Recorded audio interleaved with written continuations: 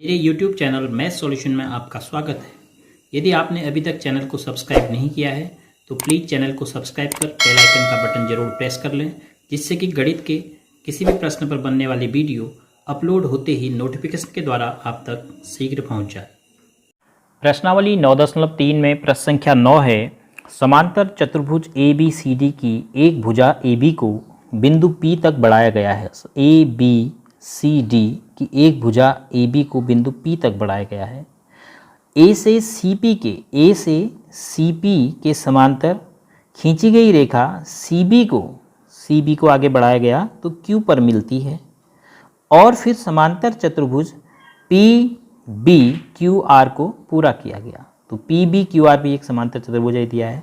दर्शाइए कि area of ABCD is equal to area of PBQR। इन दोनों समांतर चतुर्भुजों का क्षेत्रफल बराबर है, यह हमें सिद्ध करना है। तो दिया क्या क्या गया है कि ABCD और PBQR दोनों समांतर चतुर्भुज दिया है। ABCD एवं PBQR समांतर चतुर्भुज हैं, समांतर चतुर्भुज है। सिद्ध करना है area of ABCD is equal to area of PBQR।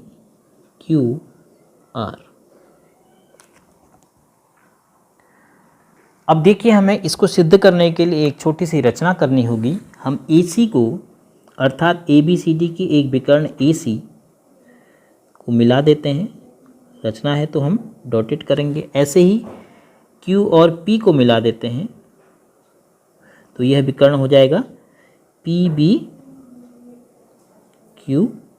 का। हमने ज्वाइन कर दिया AC और PQ को मिलाया।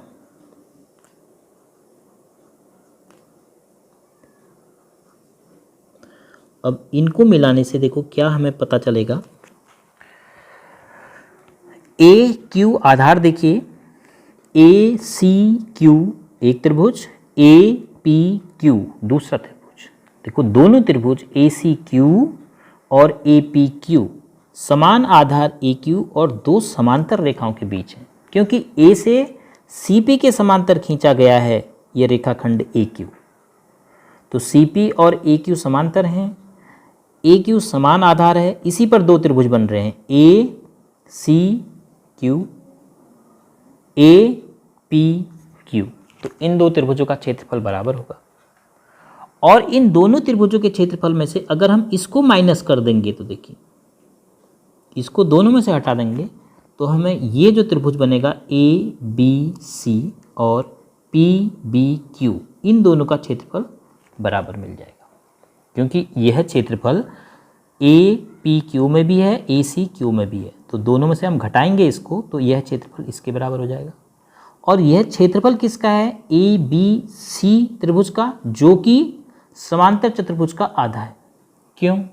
समांतर चतुर्भुज का विकर्ण समांतर चतुर्भुज को दो बराबर यानी सर्वांग त्रिभुजों में बांट देता है, दो बराबर क्षेत्रफल के त्रिभुजों में बांट देता है। तो त्रिभुज BPQ जो है वह समांतर चतुर्भुज PBQR का आधा हो जाएगा। तो इसका दुगना ये पूरा क्षेत्रफल, इसका दुगना ये पूरा क्षेत्रफल।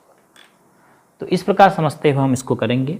तो सबसे पहले लिखते हैं त्रिभुज ACQ, area of ACQ is equal to area of APQ।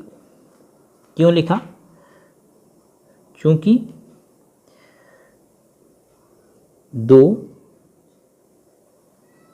समान आधार और एक ही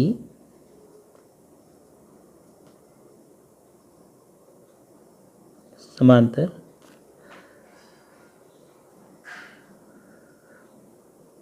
रेखाओं के बीच स्थित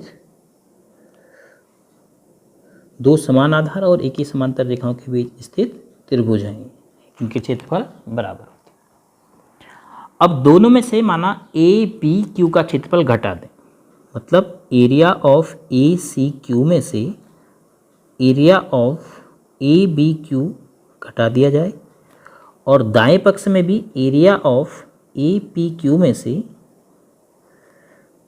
माइनस कर दिया जाए area of A B Q को।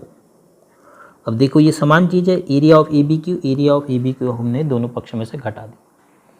अब चित्र के आधार पर ए सी क्यू में से ए बी क्यू घटाओगे, ए सी क्यू में से ए बी क्यू क्षेत्रफल घटाओगे तो आपको मिलेगा ए सी बी का क्षेत्रफल। तो area of A B C is equal to मिल गया आपको area of P B Q. इसको परिणाम नंबर 1 के रूप में सुरक्षित रख लेते हैं।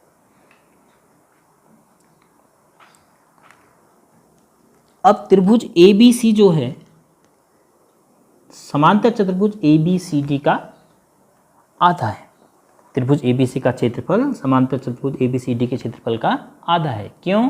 क्योंकि समांतर चतुर्भुज का विकर्ण त्रिभुज समांतर चतुर्भुज को बराबर क्षेत्रफल वाले दो त्रिभुजों में बांटता है।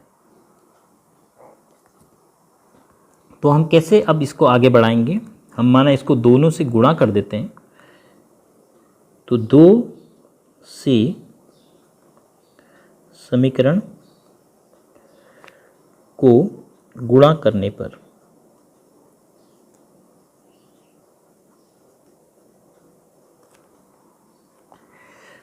दो गुणा area of A B C is equal to 2 गुणा area of P B Q. तो 2 गुणा area of A B C का दुगना जो हो जाएगा वो हो जाएगा area of A B C D. Parallelogram है समांतर चतुर्भुज, तो area of P B Q R. ऐसा क्यों लिखा आपने? तो कारण लिखोगे चूंकि समांतर चतुर्भुज का विकर्ण समांतर चतुर्भुज का विकर्ण उसे दो समान क्षेत्रफल सर्वांगसम त्रिभुज होते हैं, यानी क्षेत्रफल भी समान होंगे, दो समान क्षेत्रफल वाले त्रिभुजों में विभक्त करता है।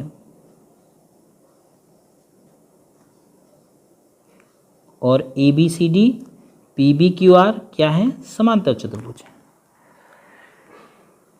तो जितना क्षेत्रफल ए बी सी का है उसका दुगना करोगे तो आपके पास ए सी डी का भी मिल गया, तो दोनों को जोड़ दिया तो ए बी सी डी पूरा समांतर चतुर्भुज। ऐसे ही जितना क्षेत्रफल बी पी क्यू का है उतना ही क्षेत्रफल पी आर क्यू का भी होगा, तो दोनों को आप ऐड कर देंगे तो समांतर चतुर्भुज पी बी क्यू आर का क्षेत्रफल होगा।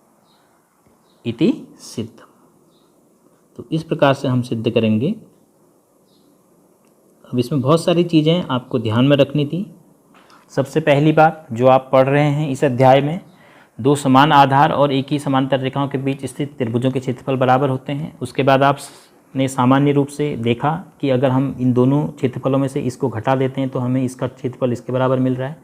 और फिर आपने ये देखा कि ये जो त्रिभुज है यह तो समांतर चतुर्भुज का आधा है, क्योंकि समांतर चतुर्भुज के विकर्ण AC को हमने आधार बनाया, तो AC को देखा, विकर्ण जो है समांतर चतुर्भुज को दो बराबर त्रिभुजों में बांटता है। ऐसे ही यहाँ पे विकर्ण PQ समांतर चतुर्भुज PBQR को दो बराबर क्षेत्रफल वाले त्रिभुजों में बांट रहा है। तो हमने आसानी से इन दोनों के क्षेत्रफल का दुगना किया तो हमें इसका क्षेत्रफल मिल गया, इस क्षेत्रफल का दुगना किया तो